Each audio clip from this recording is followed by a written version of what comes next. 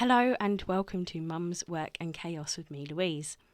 They say it takes a village to raise a child, so let me help you build yours. During this journey, I'll be learning about everything from neurodiversity in children's literature through to body image post-pregnancy. I hope you enjoy this episode. Hello and welcome to this episode of Mum's Work and Chaos, today with me, Louise. This is part of our Starting School series, and I'd really like to introduce you, welcome back, Charlotte Hall, Speech Therapy with Charlotte, and also introduce you to Sam from SPD Tuition and Coaching. Charlotte, why don't you introduce yourself? So I'm Charlotte, I'm a speech and language therapist, and I'm the founder of Speech Therapy with Charlotte. So I'm a practicing speech and language therapist. And at the moment, a lot of my work is around kind of training school staff to support children's speech and language in schools. And also I have extra qualifications, which mean that I'm part of the autistic diagnostic pathway as well. But Speech Therapy with Charlotte really focuses also on helping parents who are waiting for speech therapy for their kids, because we know that there's loads of those kids out there, unfortunately, more kids needing speech therapy than there are speech therapists able to support them at the moment. So I really want to make sure that parents feel empowered about how to support their children whilst they're waiting. And so I have lots of resources available on my social media accounts, Speech Therapy with Charlotte. And I also have a podcast, which is called Just Three Things. And it gives parents actionable advice, short, sweet episodes, no more than 15 minutes, just 3 things that you could do to support your child whilst you're waiting for speech therapy. Oh, that's brilliant. And I'm an avid listener of your podcast anyway, but we did an episode a while ago about the wait as well, and you'll be very pleased to know that my 7-year-old has had her first speech therapy session at school, and is expecting more in September. So, but honestly, thank you so much. It was amazing to talk to you all about that as well. And Sam. So I'm Samantha Dholakia. I'm very excited to be here for the first time round. Thank you for having me. I run a company called SPD Tuition and Coaching. It started off as a tutoring company. I used to be a deputy head teacher and then went into teacher training and consultancy. And one of the things that I noticed through all my roles in the education system was that the gap between what children think they can do and what they actually can do lies kind of in the belief structuring, I guess, that they have inside. So I went into the coaching industry and I now do a whole host of different things, but the main focus that we have at the moment is working with teachers and delivering teacher training, working with parents and delivering parental strategy sessions, and of course the work we do with children directly, all around managing and supporting behaviour through emotional regulation. And we really focus on 3 elements when it comes to this: the physiology, the beliefs, and the communication, which is why Charlotte and I work so well and heavily together, because it's so connected. And one of the things that we are currently doing is launching the first of its kind, I guess, in terms of a behaviour management system. So we've created something called the Behaviour Balance System, which is all around how we regulate emotion through co-regulation and self-regulation, and how we support the bridge between home and school without using rewards and punishments. So this is a huge quest that we're on. Charlotte is actually part of the Balance team, which is great. And we launched the online portal for this in September. And it really is about supporting parents, practitioners and children in supporting behaviour change that's sustainable through the neuroscience that drives it. So really, really exciting kind of project that we're working on at the moment. That's amazing. I was actually reading up about the whole your balance program as well, which seems awesome. And the whole idea of not using rewards and punishments is so is so different to what's drilled into us, or what was drilled into us as kids, having received rewards and punishments for our actions and behaviours. And I think as well, trying to move into that sort of more gentle parenting sphere, and realising that you can't get it right all the time and you need to give yourself a break, obviously. It makes sense to move into that sort of way of doing things, and combining the two. So it sounds awesome. I'm really excited to look into it more. Thank you. I think one of the, you know, the difficulty is that if we don't have rewards and punishment, what do we do? Exactly. You know, it sounds scary, like, doesn't what it? do I do if I don't have a sticker chart, you know, or what do I do if I can't, like, you know, tell them off, you know, and it's giving that alternative approach to behavior that I think we are really excited about, and bringing kind of that collective approach, because the balance team is full of a whole host of different people. We've got kind of the occupational therapist, we've got our speech and language therapist, the lovely Charlotte, we've got, you know, a sleep coach, a nutritionist. We've got so many people working to support behavior, because it's just never in the moment stuff, you know. It's this whole ongoing beast, if you like, you know, that we are trying to work with even us as grown-ups. You know, our behavior is not in the moment stuff, it's a collection of things, isn't it? Yeah, no, 100%. And I think that's the thing, is it only takes one person in the house to wake up on the wrong side of the bed for it to throw everyone's day off. So it's great to like look at the whole ecosystem, as it were. So today we're talking all about starting school.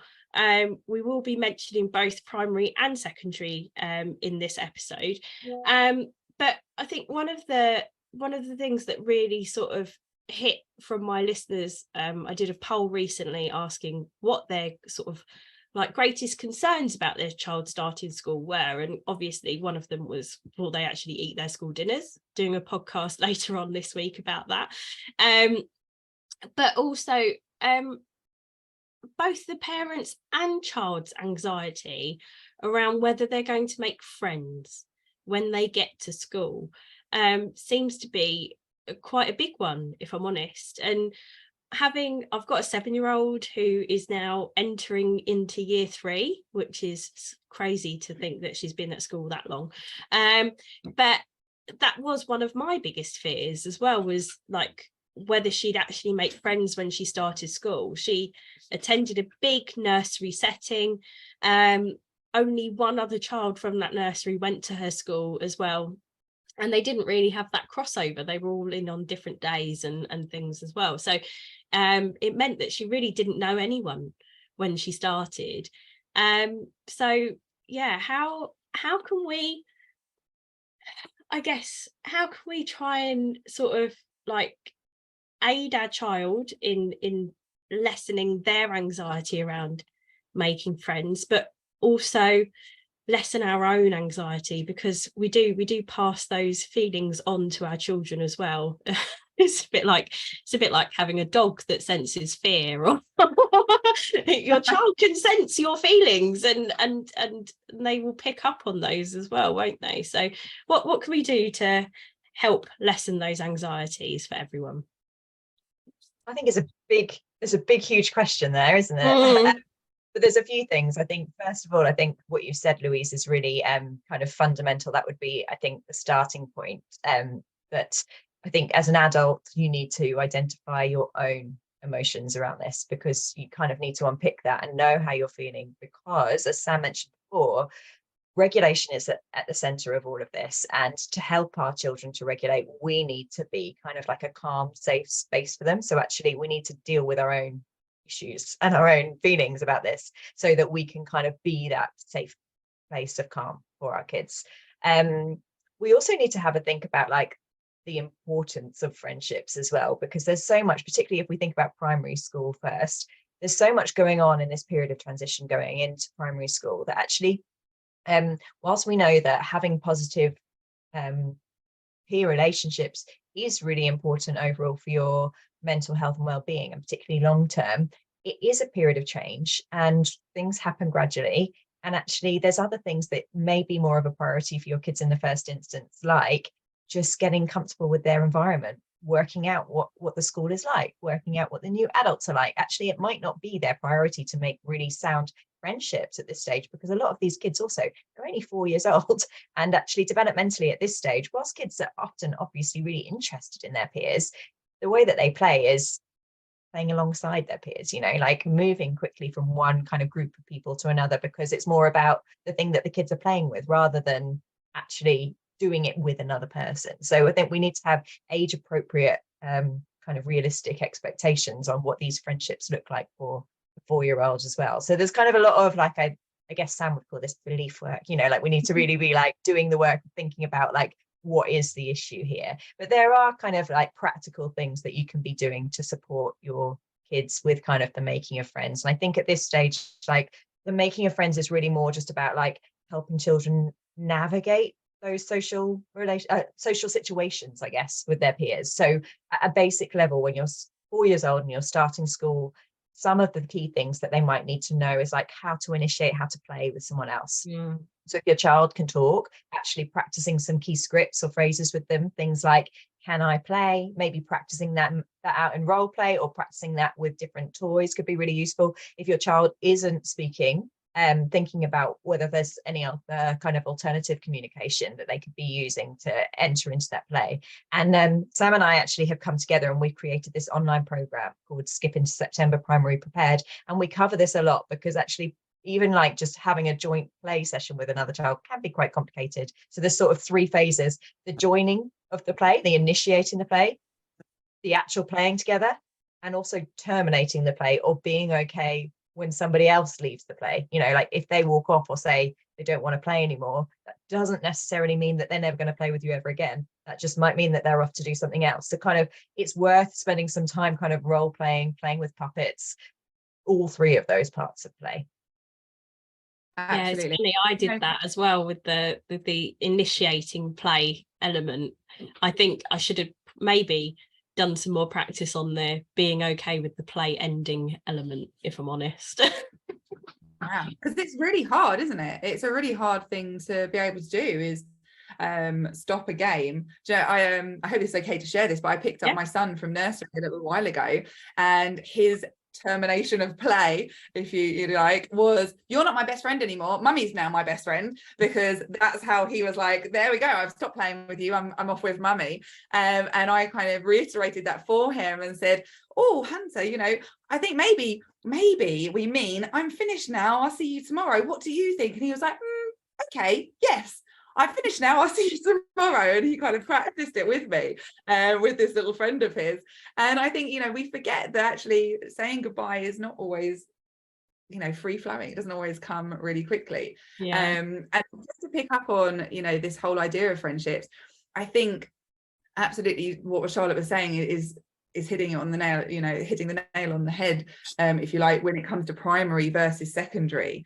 If we think about age and stage of development, they're not at the age where friendships are the highest priority when they are starting primary, but they are when they're starting secondary. That transition from year 6 into year 7, or if they're changing, depending on which structuring they're in, that change is far more intense, if you like, emotionally. And if you think about the brain structure of a teenager versus the brain structure of a 4-year-old, it's very, very different experience. So I think when we're looking at how we support our children in those transitions, it looks really different and it feels really different.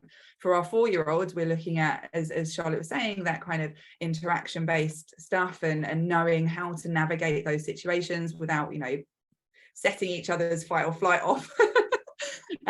Whereas with our secondary school transition, it really is about maintaining those friendships outside of school alongside supporting them in what group they want to land in, or what they want to do in those down times, because it tends to be those down times where they just don't really know what to do and they retreat, because if they haven't got a sturdy group of friends going with them, it's like, in the canteen, who do I talk to, or where do I sit? I've worked with lots of teenagers, so I do one-to-one work. Lots of teenagers who will sit by themselves or just grab their lunch and go and sit somewhere else, because they haven't got those friendships in place already, and they just don't really have the confidence, I guess, to pitch up next to someone new and be like, hey, can I sit with you? you know, and that's such a big thing for the teenage brain. I think that secondary school life is so much more nomadic. Like in primary school, you're always with the same class, you're with the same group of people. That's the way it is. You might mix if it's like a 2, 3, 4 elementary primary school, you might actually mix with some of the kids in the other classes in the same year. But generally, you don't like mix with other children in different years. You stick with your friend groups in those years, or maybe even play with siblings of your friends or your siblings' friends. But once you get into secondary school, you've got your form group, which you're in for less than an hour every morning for registration.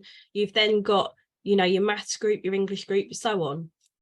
And you might find that there are a few other children in there who have similar timetables to you, but other than that, you're going to see different people throughout the day for most of the day. So actually having one solid group of friends at secondary school can be quite a difficult thing to achieve. So finding people to sit with in the canteen, I can imagine that's quite hard. And like before we started recording, Sam, you were saying as well, like you're working with one child whose actual lunch break is only 25 minutes long, which is insane. So trying to find a group of people within 25 minutes to sit and eat lunch with us was just quite an achievement in itself. To spot someone from afar, grab my lunch, eat it quick and get out the way, you know, it's mad. And it's not only an external chaos, but it creates an internal chaos, doesn't it? It creates that fear almost, and anxiety around lunchtimes, which of course impacts communication, doesn't it, Charlotte? And then that impacts the connection that you're able to form with the people around you, because you're not feeling emotionally safe in order to make those connections. So I guess that's where there is some similarity then between the support that you need to be thinking about as parents in the two different transitions, because I guess the idea is you actually like kind of need to think about what some of the different social situations are and have a think with your kid if they're able to engage in that conversation. So because when you're in that situation, if you've got 15 minutes to eat your lunch, 25 minutes for the whole lunch break, your anxiety is heightened at that moment anyway. You're not going to be able to problem solve what to do in that moment. Whereas if you and your child over the summer at a point of calm can think about these different scenarios. Okay, so let's imagine you've gone into the lunch hall and there's no one there that you know. What are you going to do? And there isn't necessarily a right answer there, but it's about finding the right thing for your child and just helping them have thought of that and thinking about the different options ahead of time so that they don't have to, you know, it just lessens that kind of panic in the moment. So it's sort of like that similar idea for both transitional points of like, let's have a think about what some of these new different social situations might be. Let's have a think together about how we could figure it out. And a lot of it is just practice. And Sam and I both have this mantra that we live by, which is practice makes progress. You're not going to ever necessarily get it right on the first time. But hey, guess what? If you go into the lunch hall that first day and it was dreadful and you hated it, let's continue the conversation. Come back and tell me about it. And we'll think about, could you have done anything differently so that next time maybe we can make it slightly better. Yeah. And also that it's okay to feel uncomfortable. Yeah. You know, I think when our children are at primary school, it's this whole idea of you have to be friends with everyone, and you know that kind of follows all the way up, and then they get to secondary school and no one really talks about friendship groups a great deal, and you know it's all kind of like off you go. You go and crack on now. And the idea is it kind of disappears, doesn't it, that you have to be friends with everyone. It's about finding your tribe, if you like, and that can be really difficult because we don't necessarily practice that notion at primary in preparation for secondary. It's just that the expectation is that you're just friends with everyone at primary, and I think sometimes some children, particularly when they get to those middle years in primary school and they start deciding that actually they don't quite like everyone and not everyone likes them, you know, that can be a really hard experience, can't it? And you know, when we're looking at starting school, practicing the idea of that isn't the worst thing. You know, if we can start with the idea that you will like some people will love you, and that's great, but sometimes, you know, you might not like playing with some people, and that's okay too. You know, you don't have to always be the most popular one, or the most this, teaching our children they are enough no matter what from the get-go is a really strong belief structure to lay foundations for. I think that was one of the weird things for me, was like, she started reception just as we come out of one lockdown and then went into another. So she started reception in 2020, so that September. School was open, so we were in school up until the Christmas break, and then we were back into this lockdown again, and it was all homeschool from there until she started back in the summer term. So she missed a whole term of school. So they were just grateful to be back with each other. And it wasn't until, I think, about the second half of year one that she suddenly started realizing that not everyone wanted to play the same games as her. And she was like, oh, well, I don't understand it. Harvey was playing Frozen with me before, and now he doesn't want to play Frozen with me. And I'm like, okay, well, what character is Harvey in your Frozen game? Well, he's Olaf. And I'm like, okay, maybe he just doesn't want to be Olaf. Maybe ask him if he wants to be Sven. Maybe ask him if he wants to be Kristoff. Maybe ask what game he wants to play. It's just like, oh. And suddenly this notion that other people had other games that they wanted to play, and it wasn't all about what game she wanted to play, hit her. It's just like, oh, okay. What do you mean it's not all about me? Yeah, exactly. Next day she came in, I was like, how was school? She was like, oh, it was great, we played Ninja Turtles at lunchtime. I was like, there you go then. See, you've got to experience a different game, you got to play something different. But yeah, now that they're about to go into year 3, she's suddenly again realizing that actually there are some people that she doesn't want to play with, and not necessarily, and the whole class birthday parties have sort of tailed off and stopped, and now we're into smaller group birthday parties. And I think in some cases it's been a bit of a hard one for her, that sometimes for some birthdays she hasn't been invited, but equally she understood that, we couldn't invite everyone to our house, and we needed to cut down the birthday list a little bit, and so it could only be like people she was really, really fond of.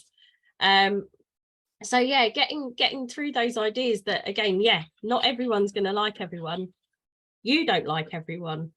Not everyone's going to like you, but that's all right, because look at the people who do like you. They're the special people. Oh, okay, yeah, that's cool. And so it can be quite tricky, getting that into their heads as well, can't it? Yeah, so sorry, it just popped into my head as you were saying. So I always use the analogy of fruits or food, because I always thought, I love and I like certain fruits, but other people don't. So the analogy of being the best peach in the fruit bowl, but not everyone likes peaches. You're the best version of yourself and you're awesome. You are the most juiciest peach in the fruit bowl. But some people prefer a banana, and that's okay, like just having that analogy, because they're like, oh yeah, I don't really like peaches actually, or I don't really like bananas actually, just so they can kind of understand that concept of we don't love everything all of the time, and sometimes that's okay. Doesn't mean there's anything wrong with that peach or that banana. It's just not my thing. That's a really great way of putting it. Yeah. So now on your I did watch your webinar recently that you also did with Daisy 5-Minute Mum, and which was really helpful, really useful, and one of the things you sort of touched upon, Charlotte, was how we sort of describe school before it starts to our young ones, and in the case of the description that most of us use when we're transitioning our child from nursery or preschool or even a home setting to school, is big school. Mm-hmm. and you touched upon something there that really made me go, oh, and yeah, it was that big school might be interpreted in a certain way by some children. So would you mind delving into that a little bit more for me? Of course, yeah. So young children tend to be very concrete in their understanding of language. So that's why when children are learning language, they'll first learn the names of objects in front of them. There tend to be, most kids, like first words, because it's easy to see something really concrete in front of them. And some of those more abstract concepts are the ones that kind of come a bit later developmentally. So I've got real personal experience of this, because when my son, he's now just about to go into year 2. He's about to go into year 2, but about 6 months before he started primary, big school, he was just getting really, like, he didn't seem ready. He was getting really overwhelmed by it. So I started doing a bit of unpicking, and it turned out that he thought big school was this one really big school that all the older kids go to, because everybody everywhere we went kept saying to him, are you going to big school soon? And he knew that his cousins who don't live anywhere near us went to big school. He knew that all of the kids who had left nursery the year before him, they went to big school. And in his mind, it was this one really big school that all these kids go to, because it all had the same name.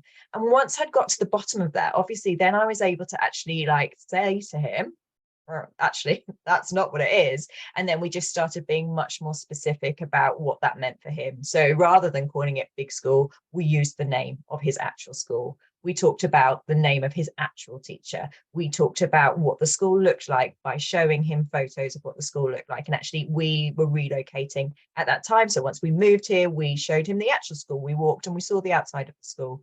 It was COVID time, so we weren't able to go in and look around, but we did have some photos from inside school that we showed him. I showed him a photo of his teacher. I showed him what his school uniform was going to look like. So rather than focusing on this abstract concept of school, we focused in on the things that were much more concrete, both in terms of the language that we used, but also what we were able to show him. And just that shift for him really de-escalated those feelings of anxiety, because it was just this mystery concept that he didn't understand and that he was finding really overwhelming, and understandably so. You know, there's a lot of kids across the world who are all going to this big school, right? It's really funny because I hadn't even thought about it in that way when I was describing it to my big one, and hearing you talk about it and mention that story on the webinar, it just made me go, oh, that explains everything. Because something else you guys mentioned as well, and like you just sort of touched on there as well, Charlotte, was using like visual props to sort of prepare your child for school, like using the website and showing pictures of the school. And that was something that I did with my eldest. We would drive past the school on the way to my work, and so I'd be like, oh, there's your school, we're driving past it. And then in my over planny brain that I have, it was okay, so where am I going to park, how long does it take to walk, all of that sort of stuff was going through my brain. So like any anxiety I could possibly find, I found in the run up to school, and then and then turned it into preparedness. But we found parking spaces near school, because the school's on a main road, and so it was like, where down the back streets can we park? So it's on the main road in a small village, and it was like, okay, so where can we park, how long does it take to walk? As I said, we already didn't know anyone who was going to the school, so I had my own anxieties about making friends. And then and it all worked out well in the end. But I think one of the best things I did with her prior to starting school was buying her school uniform in enough time that she got to try it on, and try dressing herself, because she was very independent prior to school. She wanted to choose her own clothes and dress herself, but she didn't have a uniform at nursery. So getting used to the idea of, this is the thing I wear every day until the weekend, and also having to contend with buttons on the shirt, and especially that tricky collar button as well. So running through actually getting dressed in the morning was fun. But you know, is there anything else that we can do to sort of like help with that getting dressed element? Because I mean, Sam, you must have experienced this, getting your kids ready for PE. Oh yeah, It's a real pain, isn't it? Getting flashbacks. Children lined up for that top button. Yeah, absolutely. And I think we forget that developmentally, our children aren't actually always ready for those things. Yeah. And one of the things that we cover in Skip and on the webinar as well is the fact that so much of it is physical development, the fact that they need to sit for long periods of time, the fact they need to learn how to do their buttons, the fact they need to be able to put their jumpers on or take them off. There are so many children that go through those hot days in the classroom with their jumpers stuck on because they don't know how to take them off. And because they don't really kind of register that they're really too hot until they're asked. And then all of a sudden they're like, actually, yeah, I'm really sweaty. I do need to take it off. Practicing that is great. And I found that children really respond well if you put something on a soft toy, but then have them sit that toy on their lap and do it from behind. Because if you think about when we teach them, and I've done lots with, you can buy like those boards and they've got all the bits on and you teach them how to tie buttons or do the plugs and all that sort of jazz. And they're great for fine motor skills, of course. But when it comes to putting them on, it's all backwards. So then they go from doing buttons on someone else, which they're like, yeah, I can do it, success. And they go to do it on themselves and they're like, this is weird. It doesn't make sense. So when you can just stick it on something, put it on its lap and be like, now have a go, because actually that's the angle that they're going to be working with. Lots of schools now have, I don't know whether it's a good thing or not really, but now have PE days. So children don't have to change for PE. A lot of the time anymore. Personally, I'm not a fan of this. I actually think that for a number of reasons, safeguarding and also, just developmentally and that process and all of the things that they get from that changing element. I think that they should change for PE at school. But we're cutting down to make time in the timetables for all the other stuff that's really, really important. But we won't go into that. So I do think it is something they need to practice. I definitely think it's something that our children don't always get the hang of straight away. And patience is so, so important. I always say to my son, oh, this is an opportunity to practice that patience. Is it in your pocket? And he goes, oh, maybe. I'm not sure about that patience in my pocket business. But it's a great kind of practicing moment. And as we said earlier, practice makes progress. So I really sure. My nieces have PE days at their primary school, and if I'm honest, I as a parent would not like PE days for the sole reason that my child would never go in their PE kit because I'd always bloody forget. I'm that parent who relies on the school email reminders like literally the night before to tell me that I have to bring in £1, bring in a tray of cakes and also do crazy hair all on the same day, 3 days before the end of term, because that's when they always do it, which seems very strange. I'm that parent, and so unless someone was there to remind me that it was PE day and she had to go in her PE kit, she'd always be in her school uniform having to do PE in a vest and knickers. So it would not work for me. You're not alone there. You are absolutely not alone there. And I think there's so much to remember as a teacher. Full disclosure here, as a teacher without children, I would always wonder, about parents, like, how can you not remember that it's PE day? It's the same day every week. As a now parent, I get it so much more. I'm like, no wonder these parents forgot that it was PE day or that it was this day or that day, because parent life is chaos.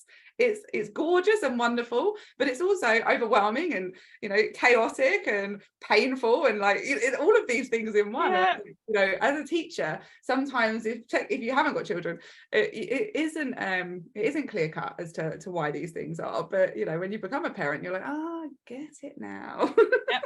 That's why the chaos is in the podcast name. That's exactly it. I always used to feel like even from the very beginning, attending those little baby classes and things, my she was always the one who had the punami just as we were about to walk out the door.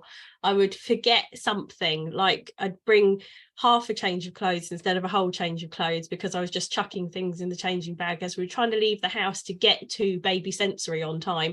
And then I'd be the one who turned up 5 minutes late, and then because she just had the punami, she'd want to feed the whole way through the class and wouldn't take part, and then nap for the second half of the class after you've had the playtime halfway through. And I was just like, why am I paying £75 a term to just have a panic attack every time I have to leave the door? Because practice makes progress. Yeah, but she's 7 and it still happens now. No, I'm only kidding. But it's always that thing, isn't it? Just as you're leaving the house, like I know for a fact that my 2 youngest ones are not going out to play in the garden today because it's raining. However, I didn't remember their raincoats in the first place, so if they could go out in the garden, it ain't gonna happen. So yeah, there you go. 3 to remember, a full-time job and everything else on top. It's really fun.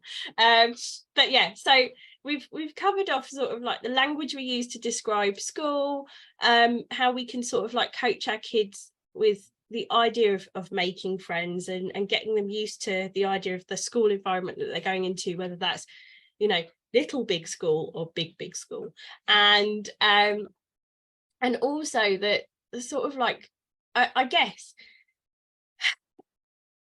nursery and home life is it's a lot more play-based learning. Kids are always on their feet, running around. They can move from table to table and make their own decisions about what they want to do, whether that's playing on the scooters in the garden, or Play-Doh, or baking, if their nursery also caters for that, and so on. But actually getting used to the idea of having to sit to learn, it's a fun one, isn't it? And I mean, my daughter didn't quite get the hang of it when she first started, and still every now and again will offer to pick everyone's books up and take them to the back of the classroom because she just needs to get up and move around the room.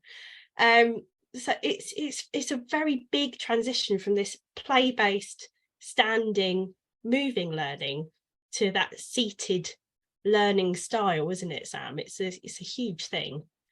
It is, and my opinions on this are pretty strong. Yeah. So I'll put a warning on there, because actually we're not built for sitting. As human beings, we are built for movement. We process emotion better when we're moving. We engage our brains better when we're moving. We have energy spikes throughout the day, which, guess what, guys, involves moving.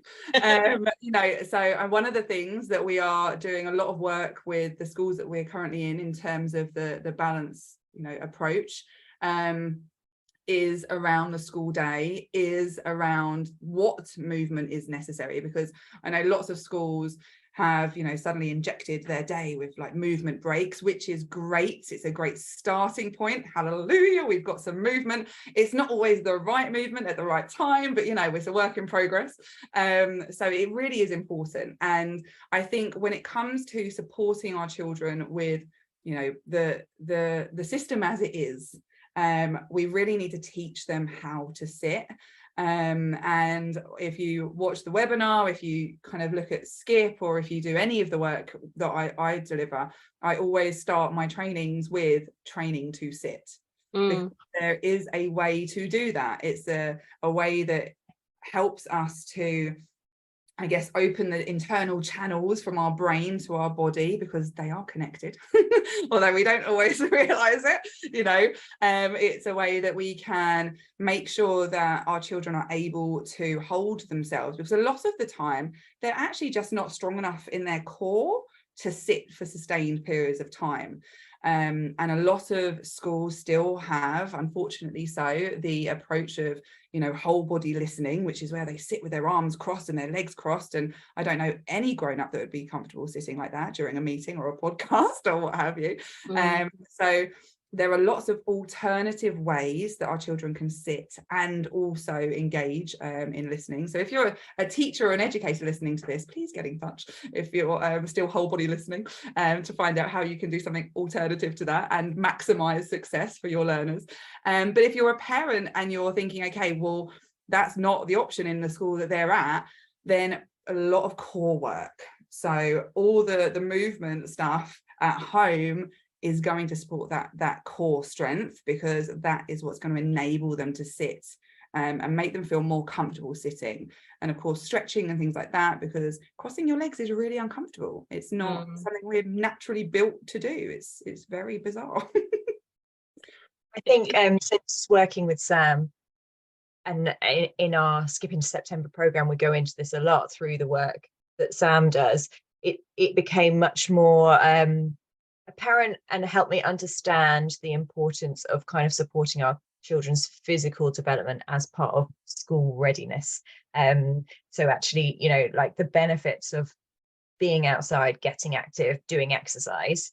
I always did that stuff with my kids anyway, but I understand better now the links between that and things like sitting in class. So actually, although I guess it didn't pre-working with Sam, it didn't completely make sense how doing your exercise and getting really active then helps you sit, but it's all because you're building up that core strength and those core muscles, which then helps you physically be able to control yourself for sitting for longer.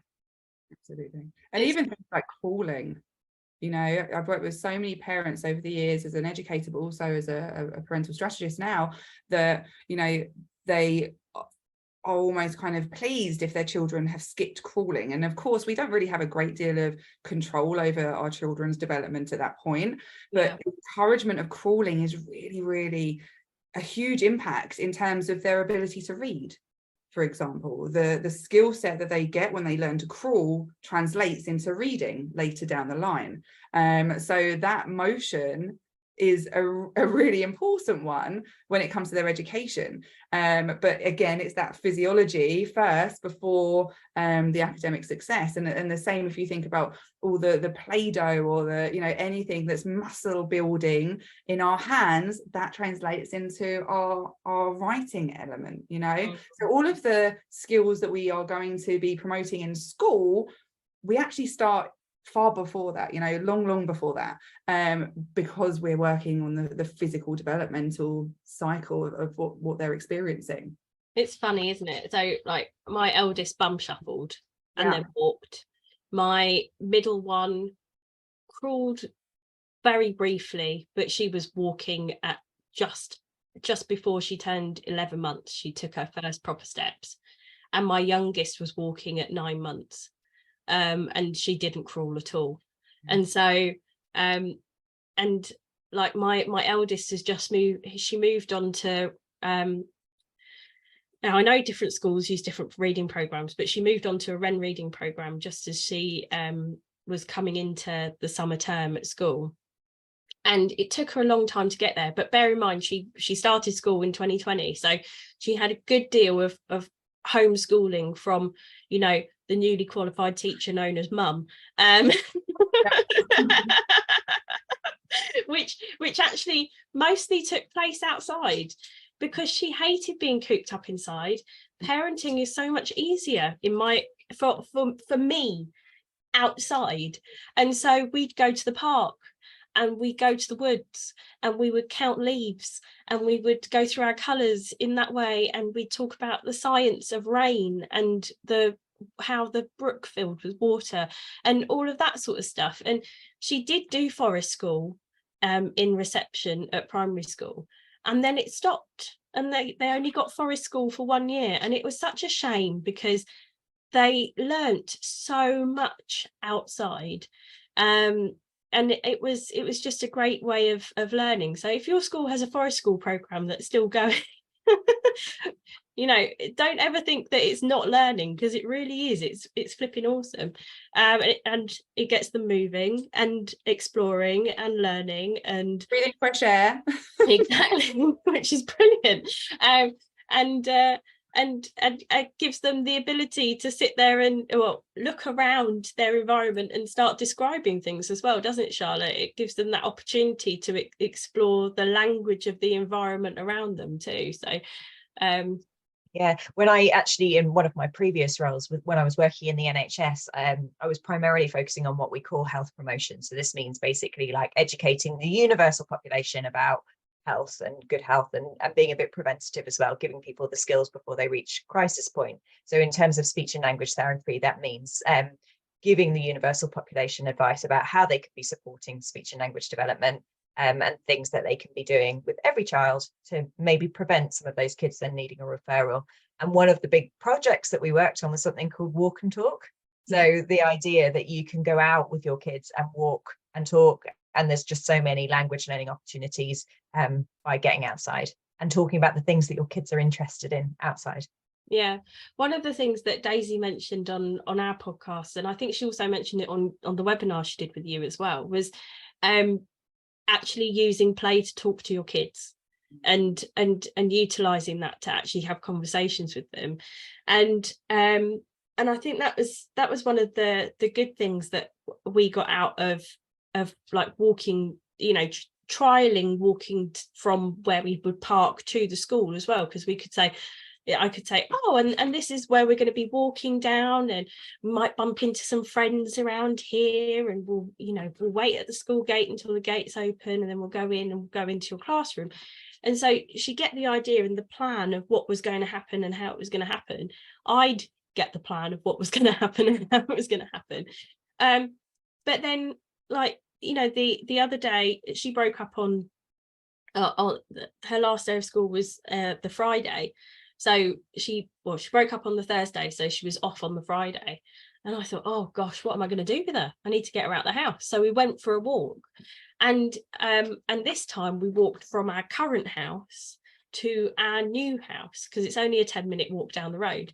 So we walked from our current house to our new house, and we spoke about the changes that we were going to have moving into a new house, and where her bedroom was going to be and what she might want it to look like. And then when we finally got to the new house, she was like, oh, it is how I remember it, and there's a field there, and that's awesome, and we could do this. And then on the way home, she sounded so much less anxious about the move and what it would mean, and not having to share a bedroom anymore, and all of that sort of stuff. And getting out and moving, it does really help facilitate those conversations and everything as well. So yeah, guys, in the run up to getting your kids to school, take them to the park, do some core exercises and talk to them about what's going to happen, and try not to use the word big school. No, even thinking about talking, oh sorry Charlotte, even thinking about talking, when you pick them up in that, I mean, one of the elements of our skip program is the week in, once they're in, because obviously the transition doesn't suddenly stop. But leaving school and walking to, if you can park a bit further away, that walk gives them, I always say, children learn and communicate best when you're side by side, because that's where they have the space to open. If you're right in front of them and they just don't have the space. So if you're side by side as a parent or a teacher, it's always far better for their communication and their ability to share. But if you can allow that space for them, because there will be times where they just need to decompress on the way back to the car with you, or on the way back to home or bus stop or whatever it is, and that just allows them to do that in a emotionally safe space. What were you going to say, Charlotte? I'm so sorry. Oh, I was just thinking of something that, as you were talking, Louise, about obviously you were using that strategy for supporting your daughter with the transition to the new home. And it just reminded me of the conversations I had with both of my kids. So they both were given a transition morning recently. So my daughter went from nursery to her new reception class, and my son went from his year 1 to his year 2 class. And I gave them both a challenge. Hers included some of those more robust things, like see if you can find the toilet. But for both of them, I said to them, I want you to be thinking about something that's going to be the same and something that's going to be different. And I think that that's something that we can do for any new situation, whether that's a new class or moving house or whatever, some things will remain the same and some things will be different. I think that's quite an easy way to enter into communication. And, you know, sometimes briefing our kids ahead of time and then talking about it again later is a really useful strategy. You can always throw in some visual supports there if you need to. You know, I'm a big fan of doing everything visually. So just, yeah, briefing them that you're going to ask them to identify one thing that's the same. It doesn't have to be a big conversation, you know. If a child needs a little bit more structure with that conversation, that can be a really nice way to do it. Yeah, I love that.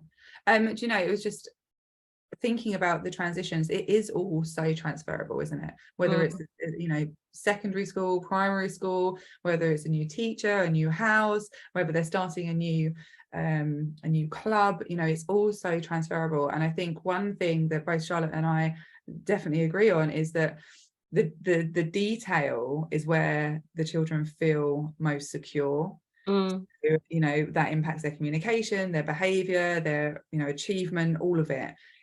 The security is in the details. The more detail they get, the safer their brain feels, because they are absolutely led in those early years, particularly through that, you know, that survival brain. And to survive, you need to feel in control, and we feel most in control when we have the details of what's happening or what that looks like, and you know, how that's going to run. So if you're thinking about how to support your child in any transition, think about the details that they need, and don't think anything is you know, irrelevant or unnecessary, because the detail really is so important to all of them. Even second. So in that, like, thinking about the details that you think you know your child the best. So think about which are the details that are most important to them, and that might not be the same as what the details that were important for your other child who also went, or what your friend's doing to prepare them. So my daughter wants to know which of the toilets in school have hand dryers in them. She doesn't like the sound of a hand dryer. And so actually I was lucky because she was able to talk to me about that. And I know that not everyone has that sense, but you probably do know if your child is scared of hand drying noise. So try and put yourself in your child's shoes. Think about the things that they particularly like and the things that they particularly don't like, and maybe use that as a way of thinking about which details might be particularly important to them, so that you can talk through those details with them. Yeah, the details element is 100% spot on. My daughter did a summer camp for the first week of the summer holidays with her dance school, and she asked me all those important things like, where is it? And luckily she'd been there before, where it was being held, so she knew the environment already. And so I could say, oh, okay, it's where you did your dance exams, it's going to be there. Oh, okay, I know where that is. And she wanted to know all the details, really, and luckily they provided us with a timetable of all the activities and what they'd be doing, and so I could run through that timetable with her. And she was like, it says quiz, but what's the quiz going to be about? And I was like, I don't know, babe, but I'm sure it'll be something really fun, and because you're going to go see the Wizard of Oz, it's probably going to have some questions about the Wizard of Oz in it. And she was like, oh, okay, great. And so she came back, and I was like, oh, how was the quiz? And she was like, you were right, it had some bits about the Wizard of Oz in it. And we'd been learning one of the songs from the Wizard of Oz, and it asked us about the line from the song. And it had questions about dancing in it too. And I was like, well, there you go, you already knew all the answers. And she was like, actually, I did. I was like, brilliant. She's like me, very competitive. But yeah, no, she had a great time in the end. But I think some of the ambiguity around the timetable, although the timetable was very detailed about when things were going to happen, it wasn't detailed about exactly what those things were. And so it said, like, playing games. Well, what games are we going to play? I was like, I don't know, it's going to be a surprise on the day. Or, sports day. What's going to happen on sports day? I was like, game. I don't know, but imagine like it's sports day at school. And so we could add a little bit of extra colour to it.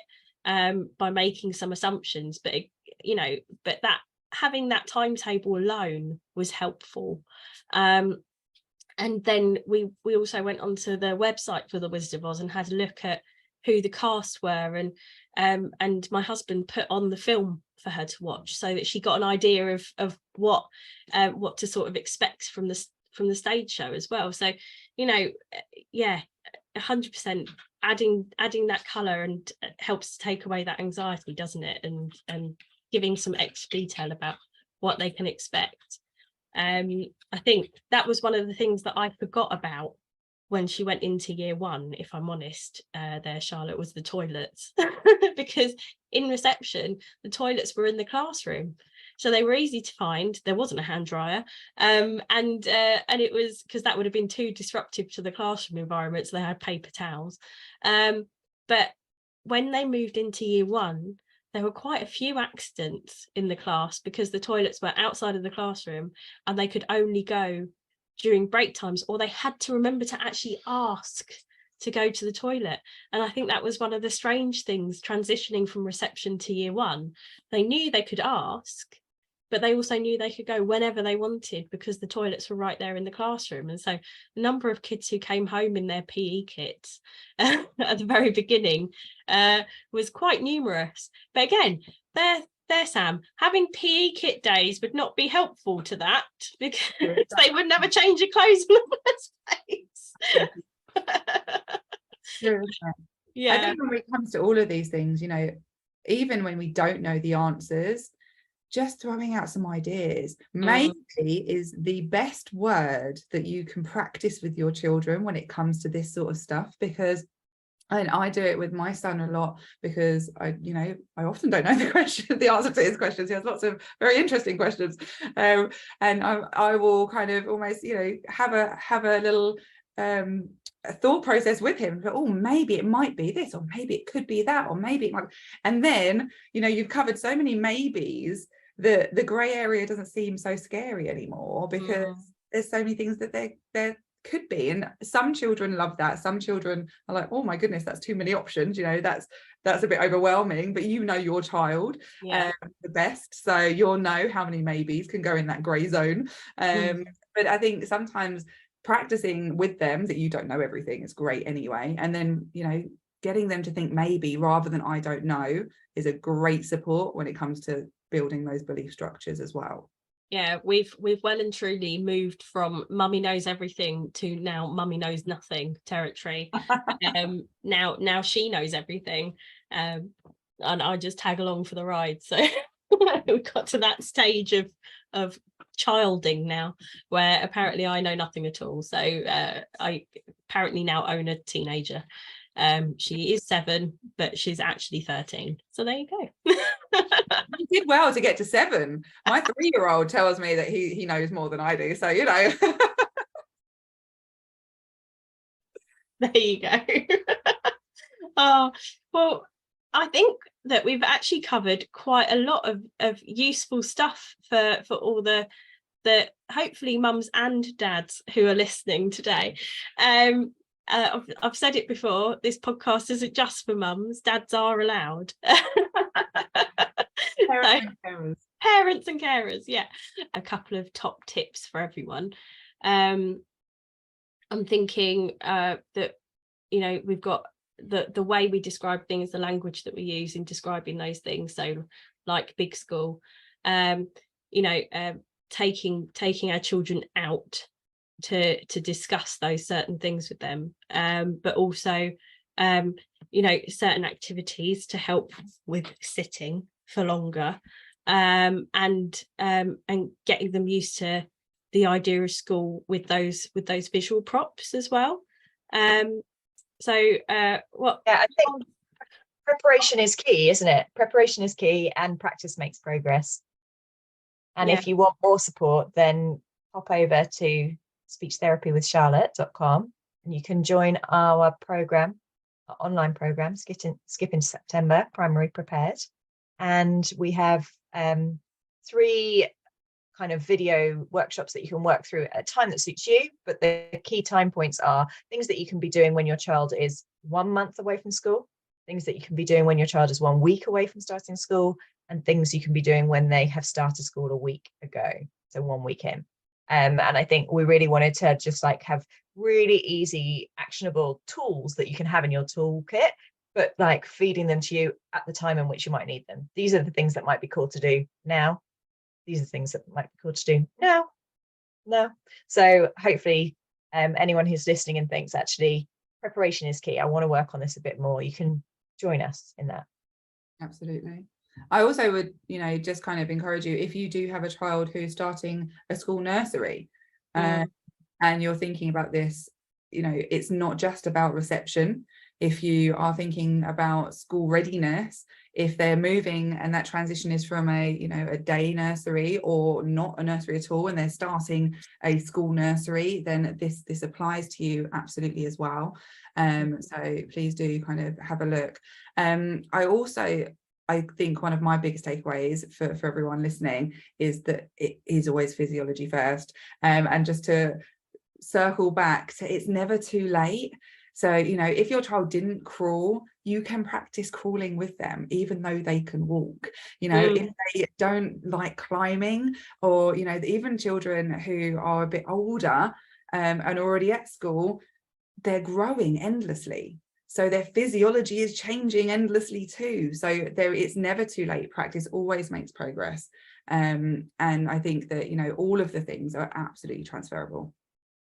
Amazing. Thank you so much for joining me today and spending some time with me to discuss this, and hopefully help my listeners feel a little bit less anxious about the transition to whichever school their children are going to, whether that's a school nursery or primary school or secondary school.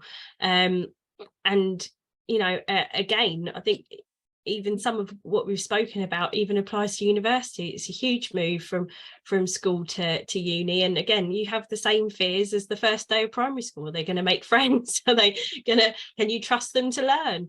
Themselves. They feed themselves, exactly. They do their own laundry this time. So about my dietary needs at uni. It was a very interesting experience. But yeah, I think there's huge takeaways for everyone at every different stage from the discussion that we've just had, and loads of different ways that they can be applied. So I just want to thank you again for joining me. Please do make sure to check them out on their socials. They're both on Instagram. I follow both of them, but you'll find Charlotte at Speech Therapy with Charlotte, and you will find Sam at SPD Tuition and Coaching on Instagram as well, and from there you can navigate to their websites and find out more about their Starting School in September programme too. So please do check them out. Do pass this on to your friends if you've got any friends who are worried about their little ones or even big ones starting school, and always please give us some feedback and let us know if this was helpful to you. Thank you very much, ladies. Thank you. If you enjoyed this episode of Mum's Work and Chaos, please make sure to subscribe on whatever podcasting channel you're listening on at the moment. Or if you'd like to get involved, feel free to email me at mumsworkandchaos@gmail.com or follow us on Instagram at mumsworkandchaos. See you then.